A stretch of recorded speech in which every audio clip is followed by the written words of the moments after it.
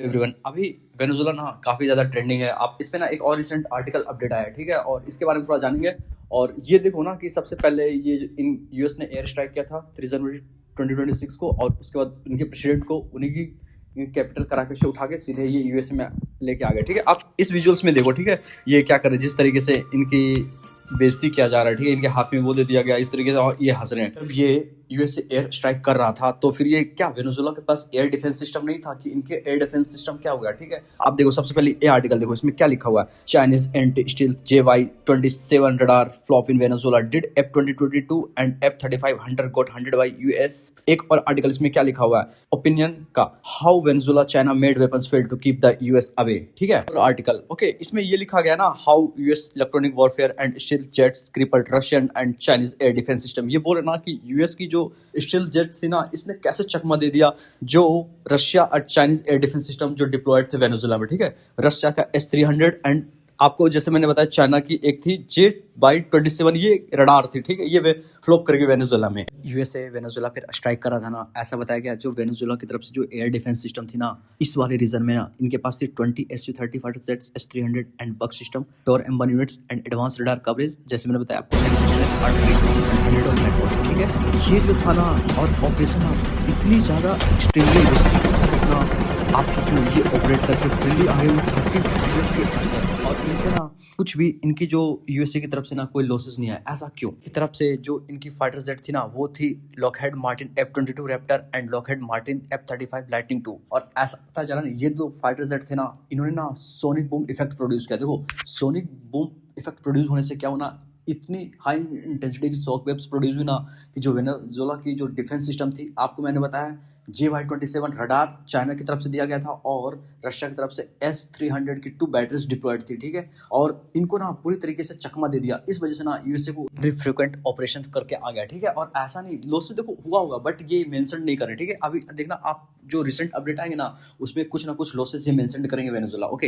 Venezuela के पास इतनी hi tech defence equipment या सिस्टम होने के बावजूद भी ना, यूएसए की जो फाइटर जेट थी इनको काउंटर अटैक नहीं कर पाए, ठीक है? और ऐसा बताया जा रहा है जो वेनेजुला की ये जो हाई टेक डिफेंस सिस्टम थी ना, इसको बनाने के लिए ना Russia, Chinese, Swedish and even US system के भी कुछ पार्ट थे, ठीक है? और इसी चीज को जब ये फेल हो गया ना, तो इसी पे ना आप एक आर्टिकल देखो क्या लिखा हुआ है, यूएस सिक्योरिटी ऑफ डिफेंस। पहले तो ये नाम था, ठीक है? अब इन्होंने अपना नाम चेंज करके डिपार्टमेंट ऑफ वॉर रख लिया, ठीक है? और ऐसा बताया जा रहा है, ये बोले ना कि जो हेक्सेट है, China Russia bond test US after show of military might in Venezuela. इनकी ना एक वीडियो और देखो, आपके सामने जो वीडियो चल रही है ना, ये बता रहे हैं ना, डिपार्टमेंट ऑफ वॉर के मिनिस्टर हैं, बोल रहे हैं कि रशिया और चाइना की नाकामयाबी ना दुनिया के सामने पर्दाफाश करे, ठीक है? और ये बोल रहे हैं ना, चाइना की जो एडवांस रडार सिस्टम है वो कैसे फेल कर गए, और रशिया की S-300 वो हमें ट्रैक डाउन क्यों नहीं कर पाए, ठीक है? और ये ना पूरा स्टेटमेंट दिए हुए हैं, ये बात पूरी दुनिया को पता है, ठीक है? जो रशिया की डिफेंस सिस्टम S-300 है ना, वो पुरानी बेस्ट टेक्नोलॉजी पे है, और जो यूएसए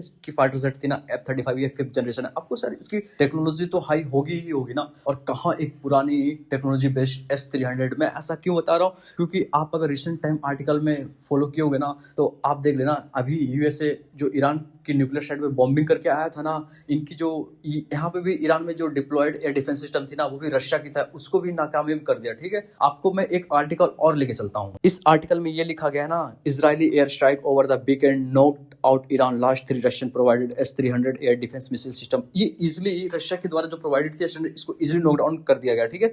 आपको पता है, आप न्यूज देख लो, ईरान की बॉम्बिंग हो गई, कर दिया था, डिस्ट्रॉय कर दिया था, ये भी कर दिया था। तो ये कोई क्यों? क्योंकि ये पुरानी वेस्ट टेक्नोलॉजी था, इसको इजिली नॉकआउट किया जा सकता था। लेकिन अब ये देखना है कि रशिया के द्वारा जो S-400 जो डिफेंस इनके सिस्टम है ना, इसको नॉकआउट करते हैं कि ना करते हैं, ये मेन इंपोर्टेंट जो आने वाले अपकमिंग ईयर है ना, उसमें देखना होगा कि क्या होने वाला है। देखो, ये सब तो मुद्दा ठीक था, इनकी रशिया की डिफेंस सिस्टम पुरानी थी, फेल हो गई, बट असली मुद्दा पता है क्या आया? चाइना आया। देखो, चाइना पे तो मुझे ज्यादा भरोसा नहीं होता, आप पूछो क्यों? क्योंकि देखो, ये क्या करते हैं ना, बहुत ज्यादा नंबर में, तो क्वांटिटी में तो नंबर बढ़ा लेगा, अब पूरे वर्ल्ड को ना शो करेगा, हाँ जी इतना इतना इतना मामले में आया, ये आया हुआ है। लेकिन जब रियल में क्वालिटी की बात आती है ना, तो बिल्कुल क्वालिटी डिग्रेड हो जाती है। मैं ऐसा क्यों बोल रहा हूँ, देखो आप इस आर्टिकल में ना आपको समझ में आ जाएगा, लिखा हुआ है ना कि China made JY-27 counter steel radar. जो ये रडार सिस्टम थी ना इनकी JY, ये ऐसा बताया गया कि जो फाइटर जेट F-35 या स्टील्थ फाइटर जेट है, इसको ना इजिली ट्रैक कर सकते थे, बट ऐसा नहीं हुआ। मैं ऐसा क्यों बोल रहा हूँ? क्योंकि पे लिखा हो ना, how Venezuela China made weapons fail to keep the US away. US को क्यों नहीं रोक पाया? वेनेजुएला ने ना चाइना से JY-27 रडार सिस्टम इसलिए खरीदा था ना, अगर किसी दिन यूएसए इन पे एयर स्ट्राइक कर देता तो पता चलना चाहिए ना कि जो इनकी ये फाइटर जेट है F-22 रैप्टर और F-35 की इसकी पोजीशन को ये ट्रैक कर सके, ठीक है, ये रडार सिस्टम, और ये ट्रैक करके ये सिग्नल सीधे S-300 जो रशियन मेड मिसाइल सिस्टम है उसको दे सके और ये डिस्ट्रॉय कर सके। बट ऐसा नहीं हुआ, ठीक है। आप यहाँ पे लिखा हुआ था ना, बताया ना, द S-300 एंड Su-30Z ये बिल्कुल नाकामयाब रहे किसके? यूएस डिफेंस इक्विपमेंट के सामने और इनके फोर्सेस के सामने। और यूएस ना इस चीज को ना बहुत इजिली तरीके से ना ये पूरी वर्ल्ड मीडिया के सामने रिप्रेजेंट कर रहा है कि हमारे इक्विपमेंट के सामने कुछ काम नहीं आ रहा है, ठीक है। आप इस वीडियो में देखोगे आप समझ में आ जाएगा। जो आपको दिखा गया ना इस वीडियो में, ये है चाइना की JY-27 रडार सिस्टम जिसकी मैं बात कर रहा था, ठीक है। इसने ना इनकी जो फाइटर जेट है उनको ट्रैक डाउन नहीं किया, ओके। और आप देख लो ये डिफरेंट एंगल पे ना ये इसकी कैपेबिलिटी बता रहे हैं, ये करेगा वो करेगा। पता है एक्चुअली रीजन क्या होता है? ये कम समय में ना चाइना इतनी ज्यादा क्वांटिटी बना लेता है ना कि इनकी क्वालिटी बिल्कुल फोकस हो ही नहीं पाती है, इसलिए ना ये चीजें नाकामयाब रही है। हमेशा आप प्रैक्टिकल लाइफ में हमेशा याद रखना, जब भी चीजें क्वांटिटी में अगर इंक्रीज करोगे ना शॉर्ट टाइम में, तो क्वालिटी ऑलरेडी घट ही जाएगी। इसलिए थोड़ा चीजों को समझ लो और ढंग से चीजों को बनाओ। जैसे यूएसए, देखो यूएस के defence system no doubt equipment महंगा है, बट एक हद तक ना उसकी जो क्वालिटी है ना बहुत ज्यादा हाई लेवल की। अभी वेनेजुएला में क्या हो रहा है देखो, अभी एक्चुअली क्या है ना, वेनेजुएला की जो ये मिलिट्री है ना वो टिकी हुई है, ठीक है, बोल रहे कि हम लड़ेंगे। अभी एक इनकी नई प्रेसिडेंट आ गई ना, रोड्रिगस, ठीक है, और ऐसा बताया जा रहा है कि ये मे भी, हालांकि हो सकता है ना यूएस प्रो गवर्नमेंट हो, जो देखो यूएसए का मेन प्रॉफिट है ना कि ये वहां की कंपनियां जाए और इतनी भी वेनेजुएला में ये नेचुरल गैसेज ऑयल है ना इनको अपने तरीके से एक्सट्रैक्ट करे और जाके ग्लोबल मार्केट में इनको सेल करे और ढेर सारा प्रॉफिट कमाए, ठीक है। इनका मेन अल्टीमेट यही एम है।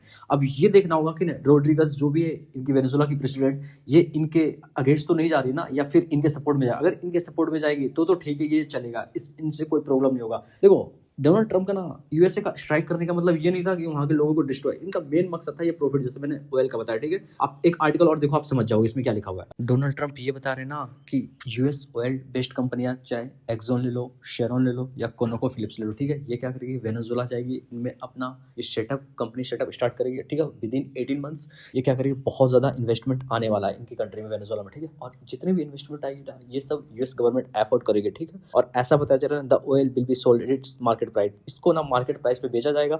और ऐसा बता रहे ना कि इससे जो भी बेनिफिट या प्रॉफिट होगा ना वो इसका उपयोग वेनेजुएला और यूएस के लोगों के लिए करेंगे, ओके। और इसमें ये भी लिखा गया ना कि ये करीब 30 to 50 million barrel oils Venezuela से लेगा एट मार्केट प्राइस। जैसे मैंने आपको बता दिया, इतना सारा ऑयल एक्सपोर्ट करके यूएस $2.8 बिलियन प्रॉफिट कमाएगा, ठीक है। अब ये देखना होगा आगे आने वाले समय विद इन 18 मंथ ये होने वाला है या नहीं होने वाला। जो इनकी वेनेजुएला की नई प्रेसिडेंट है रोड्रिगेज, ये यूएस प्रो गवर्नमेंट है या नहीं है, वो आपको आगे आने वाले समय पता चलेगा, ठीक है। आपको आर्टिकल इस पे आ जाएंगे, ठीक है, जैसे कुछ रिसेंट अपडेट आएगा। And thank you.